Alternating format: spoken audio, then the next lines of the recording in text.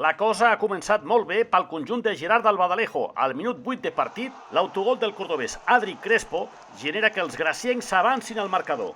Aquest és el gol número 23 que marca l'Europa en 27 partits.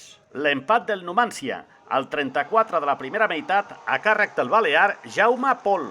Els castellans que han pagat amb la mateixa moneda a l'Europa al partit de la primera volta. Recordem, va guanyar l'Europa 1-2. I aquest és el segon del Numància. El xut des de fora de l'àrea del defensa Borja Vicent i la rematada posterior de l'argentí Juanpa.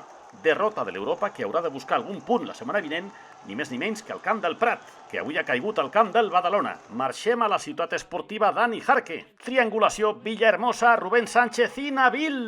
Extraordinari gol d'aquest futbolista nascut a Santomera, a Múrcia. I abans d'arribar al quart d'hora de partit, el segon dels pericos marca Max Svensson. És el seu 8è gol al llarg del campionat. Repassem ara marcadors i classificació.